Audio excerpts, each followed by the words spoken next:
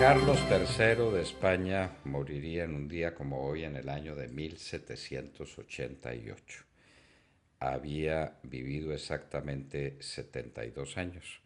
Había nacido en 1716 y tenía reinos y reinados por todas partes. Reino de Nápoles y de Sicilia, porque por su familia venía lleno de reinados. Nápoles y Sicilia, es decir, los reinos españoles que se habían perdido. Y finalmente llegaría a ser rey de España con el nombre de Carlos III. En todas partes tenía nombres distintos, y esos nombres distintos lo acompañaban por todas partes. Nápoles, pues, donde desarrolló obras importantísimas, como el Hospicio en Nápoles, adaptar el palacio virreinal de acuerdo con la moda que imperaba desde la construcción de Versalles, hágame el favor. Hizo construir complejos palaciegos en otros lugares del reino, como el Palacio Real de Caserta, uno de los mayores palacios reales del mundo. Otra de sus aportaciones fue el Teatro de San Carlos para las representaciones de ópera. Carlos III llega a gobernar España y se encuentra con una situación complicadísima, especialmente por el enfrentamiento con la Gran Bretaña.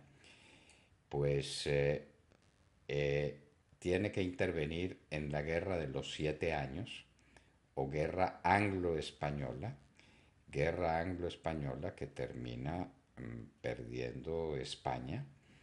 Y viene el gran problema de cómo mantener las últimas colonias que puede tener España después de la época de esplendor que tuvo con Felipe II. España le cede a la Gran Bretaña la Florida, que luego vuelve a recuperar. Territorios del Golfo de México también los devuelve a cambio de la devolución de La Habana y Manila. Estos eran transacciones que se hacían en aquella época de una diplomacia tan intensa.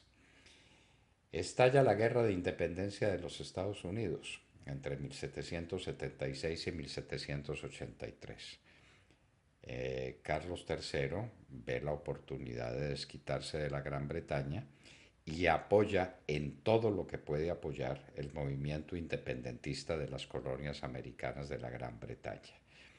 El otro gran apoyo vendría de Francia, que manda al marqués de Lafayette con sus hombres, que fueron definitivos en la guerra de independencia de los Estados Unidos.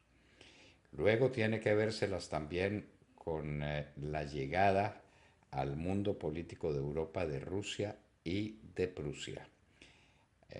Había una alianza anglo-rusa en el Mediterráneo peligrosísima, y Carlos III tiene que entenderse con estas potencias. Se firma un tratado de comercio con el Imperio Otomano, siendo rey de Nápoles y Sicilia, y era una manera de frenar los intereses ingleses, austríacos y rusos. Viene el problema del Océano Pacífico. En el Océano Pacífico, Carlos III hace lo que puede. Se descubre la isla de Pascua por Domingo de Bonechea, que llegó al archipiélago Tuamotu y a las islas de la Sociedad, donde estaba establecida la soberanía española. Los jefes de las aldeas principales de Tahití aceptan la soberanía de España. Sin embargo, el proceso de ocupación de la Polinesia fue abandonado por el poco apoyo que tuvo en Madrid esta idea. Era muy lejos y no se sabría cuáles serían las ventajas que podría sacar el español de aquella enorme aventura. La política interior. Aquí es donde viene la parte más difícil del reinado de Carlos III, y más difícil para nosotros, católicos a ultranza, discípulos de los jesuitas además, porque Carlos III tiene unos ministros que son algunos inclusive extranjeros, como el ministro Esquilache, y otros ministros como Aranda, Campomanes, Florida Blanca, que quieren poco las instituciones católicas. Las reformas de Esquilache eh, empiezan a producir efectos porque son muy costosas para el pueblo, y se produce en 1766 el llamado Motín de Esquilache. Eso significó una revuelta que se extendió por toda España. Cuenca, Zaragoza, La Coruña, Oviedo, Santander, Bilbao, Barcelona, Cádiz y Cartagena, entre otras muchas ciudades. Y eso terminó porque el Carlos III tuvo que suprimir el servicio de Esquilache y tuvo que quedarse con el conde de Aranda. Pero viene entonces la gran acusación contra los jesuitas, era que habían participado directamente, y los jesuitas terminan siendo expulsados por la pragmática sanción de Carlos III, que los expulsa no solamente de España, sino de todas las provincias de ultramar.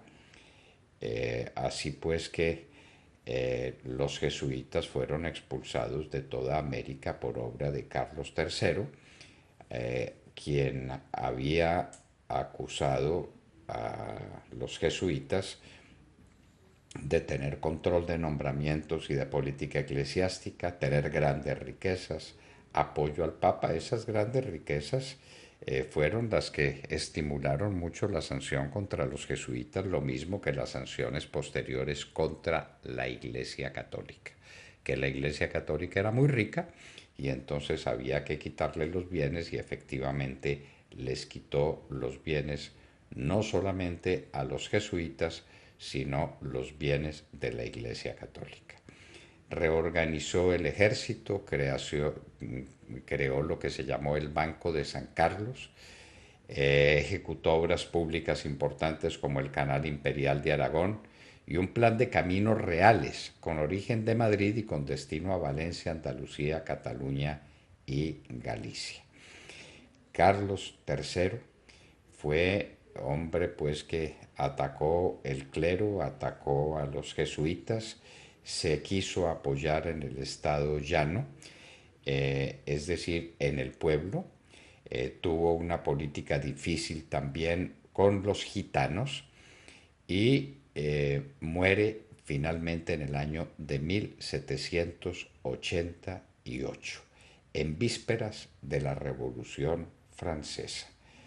La Revolución Francesa, que vendría inmediatamente después, y así termina este duque de Parma y Plasencia, rey de Nápoles y Sicilia, rey de España, quien sería sucedido por Carlos IV. Carlos III de España, el despotismo ilustrado en España, movido de la mano de primeros ministros o de ministros de tendencias muy, llamémoslas liberales, pero anticlericales, y muy contrario a los jesuitas en particular. Carlos III moriría un día como hoy, en el año de 1788, muy en vísperas, como lo ven, de la Revolución Francesa.